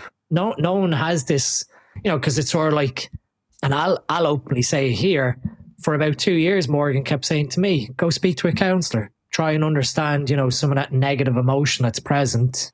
And eventually I just swallowed my pride and said, right, what have I got to lose? And, I've kept that practice up. I see a woman who's about a 30-minute drive away. I see her for an hour every few weeks. And if anything, it's like talking to yourself. You're able to that's what it is. Get your words out into the open, and someone who has a degree or background in human psychology is able to make you understand why you think that way or why your behaviors were that way. And then you're able to take that on board and go, okay, well, that makes logical sense, or I've processed that emotion that's driving a certain action and putting a practice in place. So, when we're talking about brain health, the steroids, don't rule out like personal development, sitting with a professional psychologist, because I guarantee a lot of guys are going to be like me for a long time. Not in denial, but like, why would I go talk to someone? That's sort of what was in my head. It wasn't like I'm too big for counseling. What sort of went through my process was, well, what would I gain if I sat and talked to a stranger for 60 minutes, like a psychologist? What would I get out of the experience? And at the time I kept saying, nothing, all good. But, within 2 or 3 sessions, being able to talk about certain emotions and behaviors, she's able to say to, well, have you ever thought about this? And you're like, well, yeah. And then you try to connect the dots and you make sense of the overall picture. Right, mm-hmm. And, I think some of that, because I started that towards the end of last year's prep, it made it a lot easier to like accept. I knew I was going to retire with the British Championships, accept the dissolving of the ego, because a lot of the anger that was driving the training was resolved. Like there's still anger, like for guys listeners, anger is an outcome. It's a secondary emotion. So anger isn't a primary emotion. When you feel anger, there's a trigger to being angry. And it could be sadness that makes you feel angry. It could be frustration. It could be confusion. But most guys just say, I'm an angry person. They never say, I'm an angry person because I'm frustrated because I hate my job, or I hate this in my life. They don't actually sit and truthfully speak to themselves and say, well, I am angry because of this secondary emotion and problem. I fix that problem. You might have still some periods where you're frustrated and become angry, but you can then understand, well, where was the trigger from the anger? And then obviously steroids will amplify that. Yeah, bodybuilding keeps the anger going. I had it for years. The bodybuilding fuels the anger, and the anger fuels the bodybuilding. And you got this synergistic, symbiotic, parasitic relationship, and it fuels on both ends. And it's great for bodybuilding, but it's not good for your mental health. And I think you need to let it go, all of it, for about a year. So you need to retire, let the anger go, maybe talk to a therapist or travel where you have a lot of time for introspection, which is where I resolved most of my my drama and sadness from the past. And then you can bodybuild without this bullshit. But you need to let it go completely. And that's very hard for a lot of people. And even, having, even before all this, I started to realize how we intrinsically motivate ourselves to train, even when we're on or off. But more so on is another big thing. Is you need to put on like Slipknot to do a heavy loading set where it's just pure rage-filled aggression to lift. How can you replicate that if you forget your phone or your MP3 player for your music, and you have to listen to the gym's music? Itself will drive more aggression because now you're more frustrated with yourself for leaving your music childhood trauma. Yeah, and now you've that's what it's there for, bro. You've now not got the trigger that allows you to psychologically create strength. Because a lot of the things we do with bodybuilding and strength, it comes from obviously neuromuscular, but it's also psychologically driven of being able to activate that strength. And I used to observe this all the time. You'd be listening to like I said, Slipknot or really intense heavy metal. You do your heavy loading set, and then when you're leaving the gym, you just feel like flat. You feel like you've released all of that negative energy, but now you're in a position where you're just like numb is the best way to describe it. You've delved with depleting that negative energy in an outlet, but there's nothing to fill up the cup positively with happiness or whatever. So you just view it as job done, go home, eat. It's sleep, check-ins, there's a lot. Yeah. I think I did it for like 7 years, right? The first thing in the morning, coffee, meal, and then go to the gym to release. Otherwise, my whole day would be ruined. I'd be angry all day. And then you go to the gym to kind of numb yourself, and I was like, oh, I'm good now. But this is positive enforcement. And I learned this after the non-alcoholic fatty liver disease, where I came off everything basically, and I fasted myself into healthiness again. I couldn't tap into the craziness anymore. And that made me a worse bodybuilder overall, but a much happier person and a much more productive person and a much more caring person, because I didn't have to go through this phase of like anger management in the morning by literally making myself tired in the gym and releasing everything there. But yeah, my physique also declined because I couldn't bring that intensity to the gym anymore. Like the craziness of burying yourself in heavy weights and somehow managing to, muster up 6 to 8 reps. Now I do 6 to 8 reps with a lot less weight because the anger isn't there to fuel it. Yeah. So for the sake of bodybuilding, if you want to be a good bodybuilder, you probably need it. But it's positive reinforcement to the point you're in this perpetually angry state. Or you're just always looking for an outlet. And whether that's masturbation or the gym or online shopping, you gotta release somehow. So now I only got online shopping left. It sucks, man. It sucks. But it's a quality of life has improved. I will say that. Yeah. I think if we're looking at, someone asked about strategies of improving brain health with steroid use. Obviously, you've done a series with tier lists of supplements and maybe peptides and medications. I guess one thing we have to view with neuroinflammation, and I found this fascinating when I read about it years ago, was depression as a biochemical reaction, if you want to put it that way, is an outcome symptom to an underlying problem. So depression isn't like heart failure or kidney disease. Depression is a symptom to neurological dysfunction. And so you view it that way, you then see that neuroinflammation doesn't really have... the best way to describe it is, if anyone has ever watched Hannibal, the second Silence of the Lamb film. Oh, yeah. Where he basically eats the guy's brain with at the very end of the movie, he removes the guy's skull cap and he's eating the brain and feeding the guy his own brain. Your brain can't feel pain. It's well known you can't feel pain in your brain. So when you feel pain from a headache, neurotransmission signaling pain to the brain. It's not the brain saying, oh, I'm very hurt here. So in that regard, when your neurons are inflamed, they don't tell you I'm inflamed like when you've got tennis elbow or tendonitis. It creates a dysfunction towards mood. It creates some level of symptom to tell you things not right here in terms of our chemical balance, neurochemical stress, oxidative stress, whatever.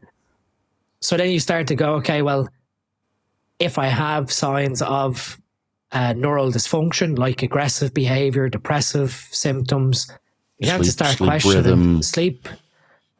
You then delve into the bigger picture of, well, what is happening in my brain? My brain is trying to tell me there's a problem. Yeah. For me, the cue is music. So I noticed that after a while, your neuroinflammation is pretty high from the heavy training, maybe after 4 weeks or 6 weeks of kicking ass in the gym. And then the songs that I usually go like, yeah, this is my jam, going to the gym, going to go train. Then you're like, I hate this fucking song. Then it's time for a week off. And then as soon as you take a week off, you let the neuroinflammation come down, right? You take a little break, you don't eat so much, you let your digestive tract come in, all the inflammation in the muscle goes away, maybe fast a little bit, take a little break. After a week, I'm right back on the motorbike. I'm like, yeah, this is my jam. And that's a very easy way to tell. But people never want to take a break. And thus the neuroinflammation remains, and they never get that sense of, I had a good night's sleep last night. Oh, I'm really enjoying this sense of music. Oh, I'm really in a good mood just for no reason. I'm happy to be alive. I mean, how many bodybuilders can say that? I'm happy to be. You'll be surprised, dude. Many people are just fucked. I mean, after years, why do you think I stopped coaching? I couldn't deal with the shit anymore. People were just so angry. I'm like, fuck, dude, just take a week off. Go on holiday. Let the stress come down and the inflammation and the intestinal problems. And your life is so much better if you just take a week of vacation from the bodybuilding stuff. Yeah, I'm in a good mood because last week I took a deload. So it helps. I think, even in terms of like, not band-aiding, but then when you delve into like improving neural outcomes, you then start looking at medications, whether they are SSRIs or for the unfortunate few, band-aid. the NDRIs. What I found fascinating was when you look at the mechanism of SSRIs in terms of improving total body serotonin content, as opposed to the classical way we were taught this. We had a whole module on neuropharmacology. Was that antidepressant medications improved the amount of serotonin in your synapse due to reuptake, inhibited the SAT, so you don't put serotonin back into the signaling synapse. Right. Mm-hmm. But now they're starting to like completely change their viewpoint the last 4 to 5 years that SSRIs actually, hang on a minute, improve mitochondrial function and creation of serotonin throughout the whole body, not just in the synapse. Yeah, and some of them promote neurogenesis as well. So you're actively healing your brain. This is why I came with fluvoxamine, because fluvoxamine and vortioxetine is a little bit more potent regarding neurogenesis. But I just felt that this perpetual like foggy cloud over my entire life was lifted. But again, it's a Band-Aid, because what happens is you just start training harder. With cerebral lysin, it removes a lot of the brain fog from the crazy training. And you're like, oh, if I don't need to do 6 sets and 1 rep before failure to be functional the next day, because cerebral lysin takes that cap off, right? I can now go to failure and beyond and do a couple drop sets, and the next day I'm fine. They're just postponing the inevitable. You still end up angry and fatigued. It just takes 2 weeks longer. And you don't recognize it anymore because the edge is or that signal that your body gives, like, hey, bro, cut the crap, throw in a towel, take a deload. It's no longer there. So you just keep going and going and going. And that's the downside of a lot of these guys experimenting with Semaxolane, fluvoxamine, vortioxetine, cerebral lysin, cortex, dihexa, anything, right? The funny thing is that exercise also increases brain drive neurotropic factor. So you have a little bit of a, Band-Aid there. But most people just really work themselves into the ground by taking more drugs. And that was not my intention when I made those deep dives, but that's what happened. Like, Steve, I don't understand why I'm taking all the drugs you recommended for neurogenesis and I still feel off. So when was the last time you took a deload? Yeah, 6 months ago. So okay, maybe the Neuro-Inflammation is just at a point where you need a full-blown vacation, dude. You need to go to the Maldives or Bali if you can't afford the Maldives. Like, and that comes back to the whole thing of your brain can't tell you it's inflamed. So when you need to look for the signs. And again, you need to go through a couple cycles of, hey, wait a minute, I'm fucked. I need to take some time off, or I need to take drugs out. But most people don't have that reflection process. They just keep going, because with bodybuilding, keeping the train going is somewhat rewarded. I think even with SSRIs aside, like what we said then, with protecting the brain, if this is a consequence of steroid use, like what you've touched on with like alcohol-induced damage, recreational drug-induced damage, I think this is going to be just like the heart, in that going to have deficits occurring to your cognitive health if you're using steroids. Like the point of the message I put out the other day was you accept that responsibly, that you're going to have some level of cognitive decline. And if it is on the cards genetically also, then you better start paying attention to basics like omega-3 fatty acid intake, your sleep, all these stupid basics rather than peptide, can I sniff up my nose? And ketogenic diets, right? I mean, it's like melatonin and ketogenic diets do wonders for Alzheimer's. But if you promote amyloid plaque buildup with copious amounts of trenbolone, then you need to put some preventative measures in place, or limit the amount of trenbolone that you take and just take it for special occasions, or make sure that you make money because of your appearance. There's no reason for me to take tren, but I make money talking about taking tren and mint and Deca and YK11 together. It pays my bills. I'm not going to lie. It's entertaining. What crazy experiment is Steve going to do next? Can't wait to ask him on the Vigorous Q&A. and I see the mint sales and the trenbolone sales go up when I talk about it. I do it responsibly, but I wouldn't be doing it if there was no financial benefit. I would just be on test, Yeah. And then I get, I'm, ever since I got involved with this from whatever age, 23 or 22, it just fascinated me that even back then, a lot of it was anecdotal stuff that you read online, that you looked at the animal data and what was being said in forums. Like I wasn't really a commenter on forums. I read and be fascinated with what was being said, but what we observed back then, a lot of it is slowly coming true. And what we're seeing research wise, that 10 years ago, when roughly 2017, when I got on social media, they're talking about this brain health impact. Like someone commented the other day, it seems that Dr. Dean is very negative against steroids now and this, that, and the other. Mate, I've been talking about neurodegeneration for the last 8 or 9 years on social media. This isn't something that I've decided I'm an ex-bodybuilder, so I'm going to bash this. It's trying to deliver this level of education that you guys then can listen to and think, well, fuck, what he's saying is really, very important for when I'm in my 60s, that I don't want to be a vegetable, to put it bluntly. Yeah, you don't have to be, because I think if you're very preventative, like all three of us are, pretty smart.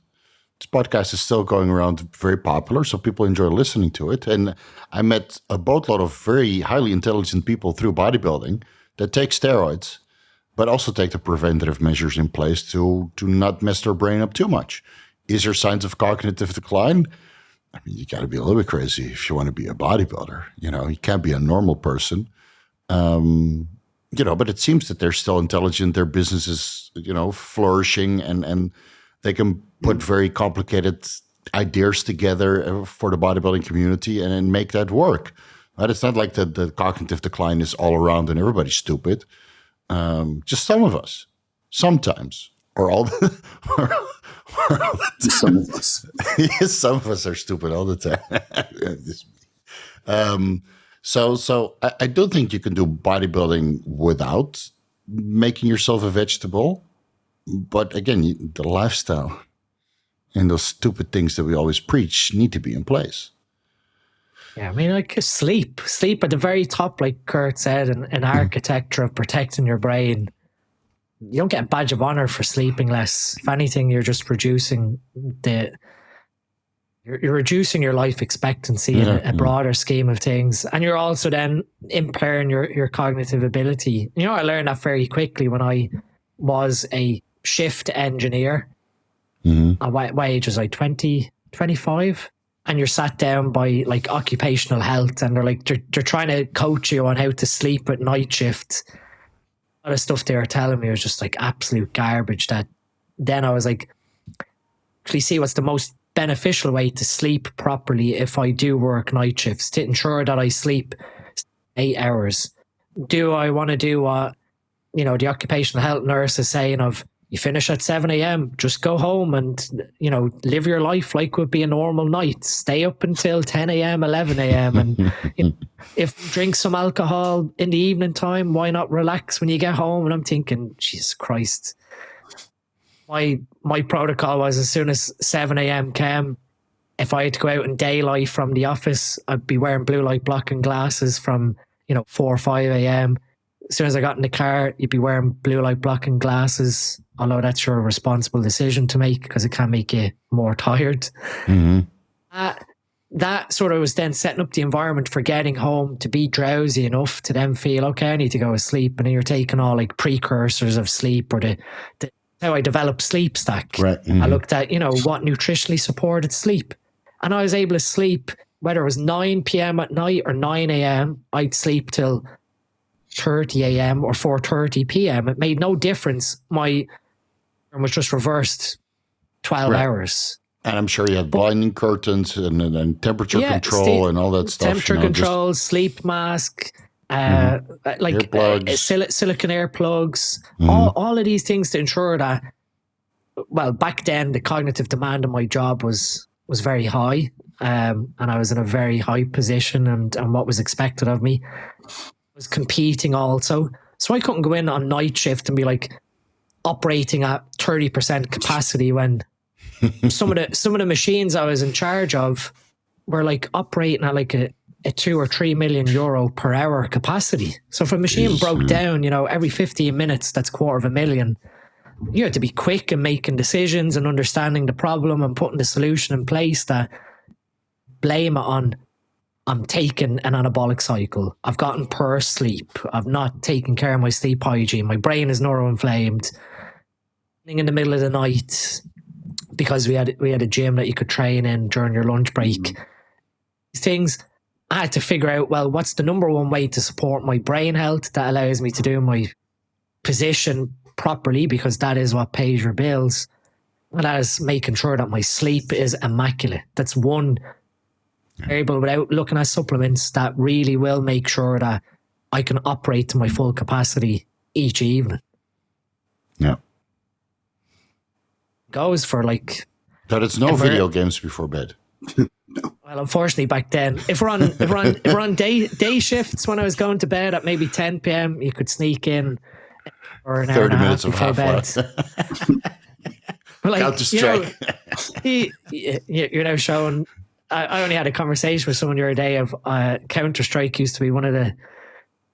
or all of the internet mods where we had to be very politically correct on a microphone. There was some level of language on Counter-Strike online, if people remember back then. Especially a good time in a uni on the LAN network. The Europeans more so. You'd get like very aggressive French people. No offense, but they used to be so aggressive on Counter-Strike. I learned a whole new vocabulary on Counter-Strike. So it's not the right vocabulary. That's where I got my literacy from Counter-Strike. Yeah, it's like managing all this stuff it's almost a full-time job, and I think that's why people prefer not to have a real job.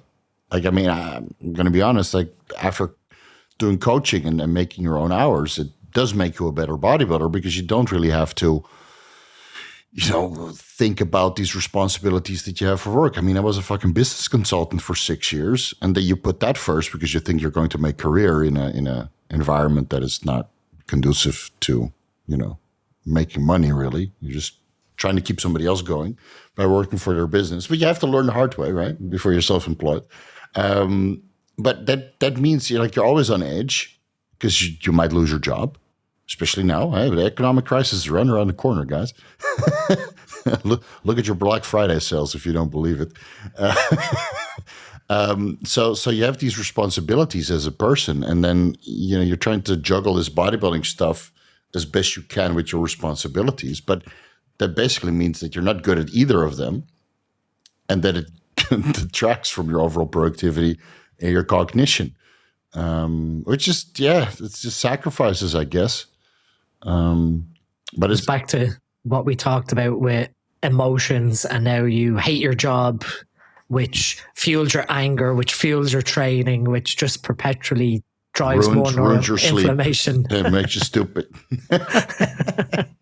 I do feel that people that are self-employed in this space are a little bit better off than the people who are employed and just trying to bodybuild on the side, especially when they do it seriously. And I'm sure you guys see that with your clients.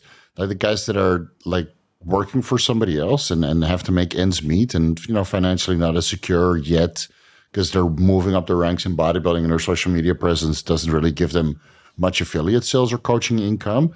Yeah, those guys are struggling, man, on all fronts. Financially, emotionally, from a productivity perspective, and then the bodybuilding suffers. It's not easy, man. It's not easy. I mean, Kurt, I'm sure you see that quite a bit. I mean, you're coaching a boatload of people.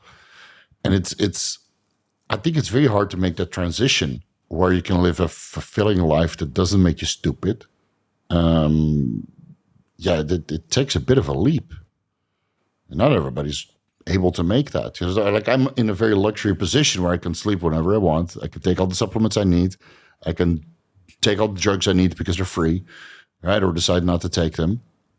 But a lot of people are not in that position. And I think our quality of life and our cognition suffers for it. Yeah. So Kurt, maybe as a coach, you have some solutions for that. Like what would you tell a client that is like, grinding on all fronts? And might be sacrificing their brain health in the long term because of it. They probably need to just reevaluate what matters. Yeah. It doesn't, especially if they're trying to compete and do that at the same time. But I'll say for me, now that I'm so busy, I probably get less sleep now than I did when I was working for other people. Yeah. There's definitely a fine line, though, where, working for yourself definitely allows you at least to function somewhat on your own schedule and manage these things.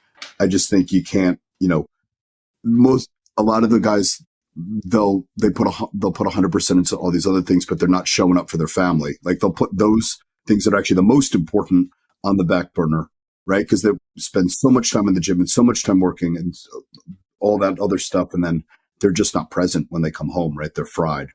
Yeah. They usually sacrifice that stuff, which is a shame. Yeah, because adults people will be around anyway, till they're not. Yeah. And how many divorces do we see in this space? Yeah. So then the hard decision is like family, work, or bodybuilding. But usually it's bodybuilding, work, and then family in that order. Yeah, so, probably not a good place to be a bodybuilder. No, which is fine. It's not the end of the fucking world, right? I'm not a great bodybuilder either, but I still make it work. I still show up to the gym, but it's just less of what it should be at the highest level, but I'm not competing at the highest level. So why would I, I have a family to take care of first and then business and then bodybuilding. And the business now is a little bit, just chilling. I'm taking my 6 month sabbatical after 10, 15 years of grinding. I kind of deserved it. Okay. But eventually I'll get back to it. And then right now, bodybuilding is more intense because the business took a little bit of a beating. Family didn't get sacrificed. If anything, I have more time for my family now. And eventually I'll put bodybuilding on the back burner as soon as this cruise starts, probably next week. And guess what? Videos will return. The scientific evidence will get reviewed. The deep dives will come back. Yeah, because, sometimes you just need to take some time for yourself. And that's what I did the last 6 months. I bought motorbikes, took care of my daughter, all the diaper changes and stuff. I didn't leave it just to my wife and my wife's mom. I was there too. And then, bodybuilding had a little bit of a stint. And now I just reverse that back and go back to business and less bodybuilding. Yeah. Yeah. So I probably did a lot of damage with this stupid bodybuilding cycle. And my brain needs rest. Anything else we should discuss about brain health? Because it's more about observation than the scientific evidence. And I'm sure people will start throwing studies at us. But I've read most of them, and it's not so much you can do. It's better to avoid the animal because it's neurotoxic, and it's better to avoid a couple other compounds which are neurotoxic. But are people really going to do that? I still take Trenbolone, which I know is neurotoxic. But also, I think limit my exposure. And cruise and get labs and eat a balanced diet. The usual shit. But I think. One thing to, I guess, try and make clear is I don't think in a very technical sense, I don't think something like Trenbolone is of itself neurotoxic. It's what it induces. So Trenbolone itself doesn't cause your neurons to die. What will cause the neurons to die is excitotoxicity from too much dopamine frying the neuron. That, again, that's sort of where very high dosages of Tren can make you feel godlike, have an amazing libido for a period of time. And like what we've said, sometime last year, the first time you take it, every time thereafter, you're trying to chase the Tren high of what you had when you first took it, in terms of like sky libido, where but chose to take like a dopamine agonist like cabergoline to drive that high sex drive and allow you to do more performance. All that sort of stuff then will eventually catch up with your neural health, where you just feel flat. And that flatness is a consequence of obviously coming away from the compound, but also the neurodegeneration that potentially has happened. It happens on Tren also, but it happens at higher dosages where you start to feel flat, you feel dead inside. And that means that the neurodegradation is already taking place while you're taking. So, why do I feel this way? It's because you've on Tren too high and too long, and that's why me and Dean were talking about like 25 milligrams, 40 milligrams a week to get the job done. And the only reason why I'm running 150 milligrams now is because my mood is still managed up until this week. And I wanted to see, how my physique could change. But again, I'm not scared to pull the plug when I feel that the adverse effects are catching up to me, which is happening now. I can't sleep, or I can't sleep properly. Right? Night sweats are not too bad, but if the irritability starts to creep up on me, okay, fine, man.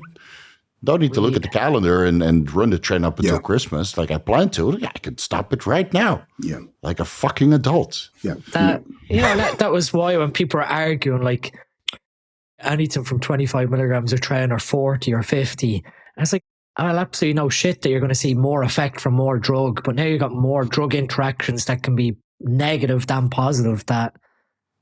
So that trophy that you got is not tangible evidence that it worked? Apparently not. Apparently, what would I know? I've got glasses and I'm a nerd. I have no experience in a whole trophy cabinet of top 3 finishes at nationals in Ireland. But I got about 200 people doing it right now, and they said they feel great. So all the benefits and none of the side effects.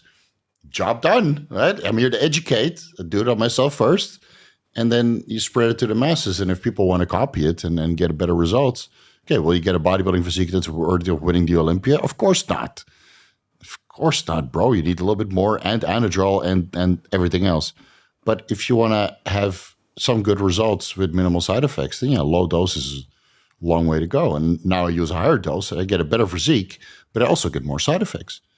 I had no real irritability on 25 milligrams, and on 150 milligrams, driving is not a good idea. But I'm well aware of what's going on. So even then I can suppress it. So today I drove very slowly. Yeah, very calm. Sure, cut me off. It's fine. It's fine. The Mozart music you listen on the way to the gym is no longer your jam. Just to keep the edge off.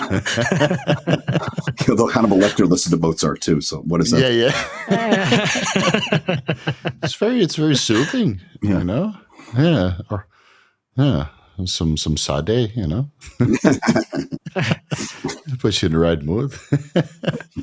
So is there anything else we can contribute to the brain health stuff, or do we have to fall back on limited compound exposure, shorter duration, lower dosages, and just taking a breather and sleeping well? Because I think that pretty much sums it up.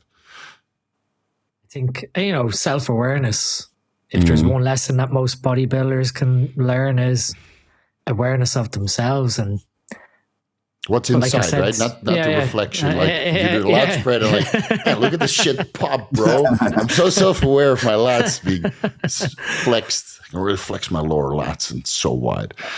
Listening to, your inner critic or ego and being able to, on one part, again, this is something that may come out in the future, is how anabolic steroids are influencing our inner thought processes. Like, no one talks about their inner psychology of that little voice in your head that's like telling you you're a pussy for not doing that last rep, or making you take that risk of nearly getting cleaved in half by a leg press. Like, talks about that psychology of where that voice comes from internally and your ego. That's a whole other conversation of what steroids could be doing to fuel how you're behaving. And let alone we're talking about brains and physical properties, psychology, and the amplification of those traits, the ego, and that self-reflection of being able to understand what is occurring with your ego in response to the steroids. You should do that. Get a fourth person on board and do like an Anabolics Anonymous roundtable and just talk about our feelings. It'd be very cool. Like, obviously we had some guests lined up to see if there are any clinical psychologists who are watching this who have had patients, obviously completely anonymous case study, but who have had people who have had a lot of trauma, gone to therapy, and then the trauma has been amplified by steroid use. Yeah. And obviously healing trauma, and with therapy and counseling and talking out and trying to reason, some of that recovery might not occur without the removal of the thing that's actually driving the mental thought processes that are egging you on day to day. Yeah. Yeah, for that, you might want to consider coming down to TRT or removing it completely so you can actually have some introspection. Because I was the most calm when I was off. Or an HCG monotherapy. And without all this testosterone and whatnot signaling and all this anger that was required for heavy sessions at the gym, you know, it's taking a bodybuilding vacation is probably the best thing you can do for your mental health. But that's so hard. Even looking at anxiety, we haven't even touched on like... Oh, yeah. Again, that's a whole episode, right? So anxiety, maybe we do a thing about anxiety. I mean, another thing that we haven't touched on in terms of the excessive dopamine signaling is the potential Parkinson's risk and the induction of Parkinson's disease from steroid use, which is completely unanswered of a correlative risk. Anxiety is normally, like when we done neuropharmacology, schizophrenic and paranoid states are excessive dopamine states of the brain. And so when you look at your thought processes of your brain between what was in, forget now the name of the author, and that's no thing of my cognitive ability. I'm just cognitive, too much training, too much Gianolone, Dean. Worst person when it comes to remembering names. If I looked at the bookcase, I'd probably tell you. Same here, man. I can't for the life of me remember the names of movies or actors. That one movie. Yeah. People are like, yeah, sure, Steve. The book, Thinking Fast, Thinking Slow, looks at the two different systems of your brain. And like you've got, obviously, your primitive brain, which is always making assumptions of you're going to die, don't do that. And then you've got your logical brain, which is trying to tell the primitive brain, shut up, everything's under control. I have that the whole time when I'm driving motorcycle too fast. You know, in terms of that primitive brain and that thinking Thank God fast. For the reasonable brain keeps me straight. Yep. Foot on that brake. You know, in terms of the dopamine transmission, steroids, again, we might be able to at some point modulate where they target in terms of that new sort of thinking processes. But when you have anxiety, from my understanding and looking into like the neuropharmacology, it's a high dopamine state where you're trying to predict things that aren't in your reality, that are not going to occur. So like you feel like, oh, I'm going to die. And that's because you've got sky-high dopamine and your primitive brain is saying, no, I don't like the look of that piece of dust on the wall. You're going to die. And that's how stupid that part of your brain is. That's where, again, doing self-reflection and trying to engage the thinking part of your brain where you're not completely amygdala and emotionally fueled. Right. You're able to then understand, well, why do you feel anxious? And then again, when you're anxious with steroids and that neurochemistry comes back to COMT that we talked about before, a magnesium deficiency. Like if you're riled up, anxious with steroids in your system, just have a look at how overloaded COMT is between. estrogen, dopamine, magnesium deficiency. There might be some GABAergic signaling that's impaired, because it helps to relax you as well. We understand this with boldenone, but it could very well be the case with all other steroids. Yep. Now, are we going to supplement with more GABA the whole day? No. Don't have to. I mean, you can look into magnesium or not take so many goddamn steroids, which is always probably the first thing you should look into. A lot of people always ask me, I have this side effects XYZ from this compound. So take it out. Yeah, but I need NPP, bro. I can't live with that like it's air, or water. Yeah, for my joints. I need it. Yeah, I need it for my joints. So you can take there's so much other shit you can take, but it's if you have a problem with the compound, it's okay to take the compound out instead of throwing 3 more supplements on top, or fucking Valium to take the edge off. Yeah. But that's where we are now, right? It's the drug industry, not the fitness industry. Yeah, I mean, Steve, even what from can that, I take to so I can keep taking NPP?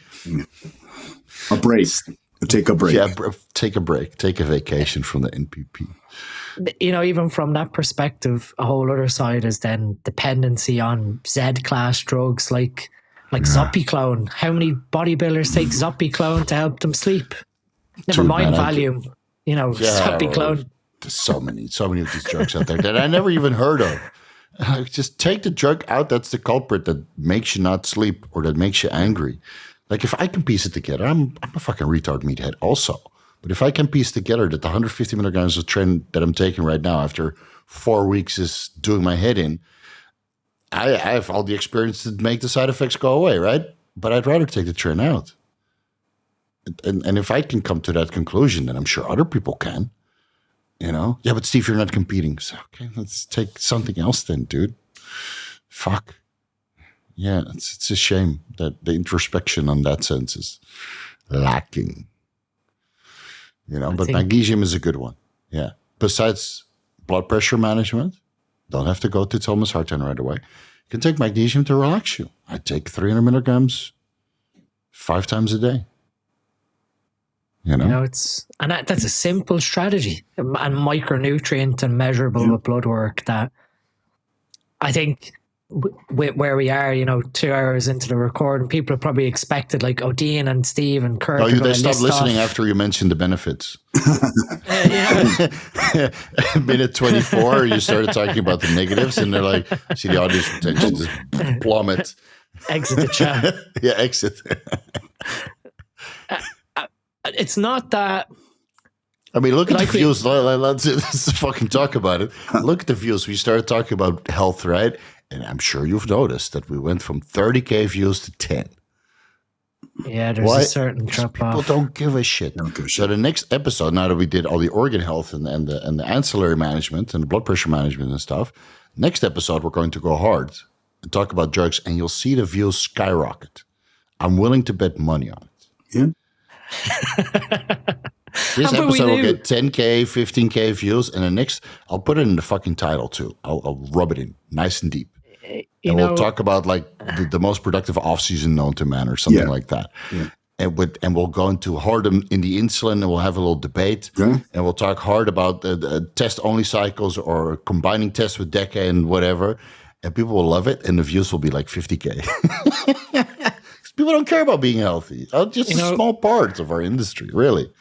I guess to caveat that, whoever is listening, you're doing a good job listening and taking care of your health. Yeah, this is the future. The future of the bodybuilding space is still listening.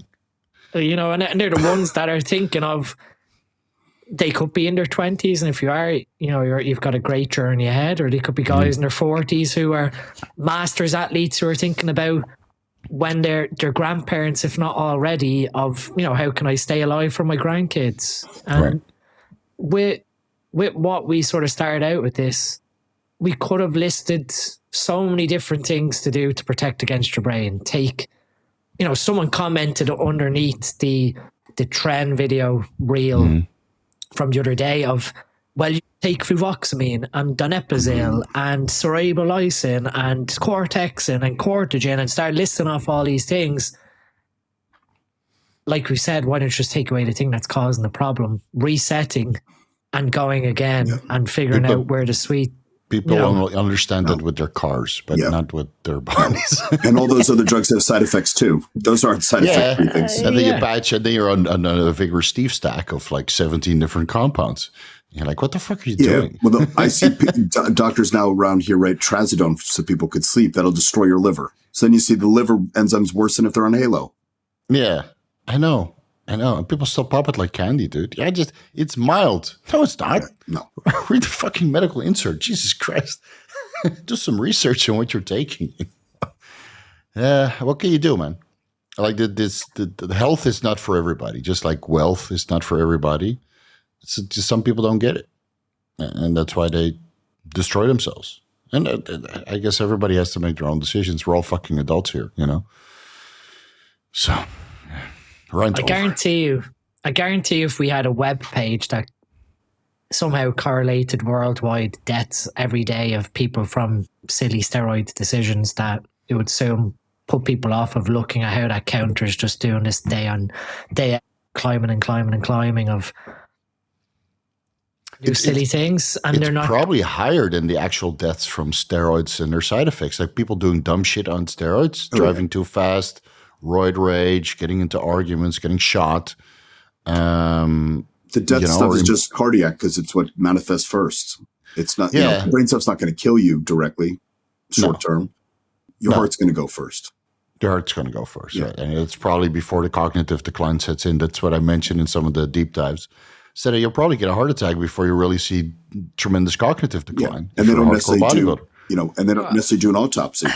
Like, if you die alone, there's no autopsy done. So they don't know how. This is anecdotal, but I remember on one of the boards before, there was a whole discussion around induction of morbid thoughts when you're on cycle. And I can't remember what the biochemical outcome was, but when you're on a high level of androgens and you're less impeded or you're more impulsive, thoughts come into your head of like, what would happen if I drove my car off the edge of the road here? Or what would happen if I overtook this car and tried to test, can I get into it before the other car hits me? You know, the impulsivity of making those decisions. Again, we don't put that down to steroid-induced death when it's fully attributed in terms of the psychology that drove it. Yeah, and I don't think it's unheard of. It's just poorly discussed or reported. Yeah. Yeah. I drive safely though, guys. I don't have any of those thoughts. Like, what if, can I make this turn? Can I overtake this car? I drive very carefully. I got a daughter. I got no time for this kind of shit. If I drive fast, it's on the track. And that's relatively safe. Controlled. Safer than controlled. Yeah. Controlled demolition. They have like these skid areas where you can kind of roll out. You got protection on, so it's calculated risk. I gotta go, I gotta go, guys, because tomorrow I gotta wake up early and look at another motorbike. There you go. So I'm gonna have to cut it short at 2 hours, but this was a great discussion as usual. Next time we'll do some actual steroid talk again to get the views back and the likes up. All right, because AdSense is atrocious now. Can't even afford a dinner with you guys. Yeah. You want me to, I can have some clients on. I have a bunch of guys that have gained between 30 and 60 pounds in a year. You want me to get one of them on? Yeah, that would be cool. Yeah. Now we can get some anecdotal reports. Like for me, it's 60 pounds down, but I would love to talk to a guy that gained 60 pounds. Why, that guy that gained 64 pounds of stage weight, he gained over 85 total. And then you're going to tell me that the cycle is like totally uninteresting, probably. He's got some good genetics. Well, I'll let him talk. I'll have him on. Okay. Yeah, sure. Yeah, we can do that early January, right? We got Christmas and New Year's coming up. My editor is going to be gone for like 2 weeks, so early January, if the guy's up for it. Yeah, or I can ask John Rivas. I don't know who that is, but he won his pro card. He's going to wear. Okay. He works at Justin, but I've been helping him. Okay. On the side, sure, of course. So he can hang with the open pros. Yeah. Yeah, because putting your pro card, you basically start at zero again. Yep. Because people don't realize that. I got my pro card out there. Ooh. Yeah, sure. Just ask them if they want to discuss them. We can do like a crazy off-season gains podcast. get those views up. I'm sure people will be interested. I'm certainly interested. Yeah, I will be. Cool. Guys, your social media links are down below, as usual. This was great. We'll see you guys in about a month. Yep. And until the meantime, guys, stay safe. And don't do anything we usually do, unless it's Dean and Kurt. Yeah, I'm the most irresponsible one here. But I'm freshly shaven. So I'm old, so it doesn't count. Yeah, it doesn't count. Yeah, Kurt is old and has no muscle, and Dean is just a nerd. And I look bigger than I do on social media. That's what people always say. Steve is so much bigger in real life. So you only see my face. We're going to sit there without a shirt to prove our point. That's the other channels. We don't need that shit. Anyway, guys, Anabolic Roundtable episode 17. This was done. Thanks, guys, so much for joining, and we'll see you in about a month. Yep. Merry Christmas. Merry Christmas. Merry Christmas. Exactly. And a Happy New Year.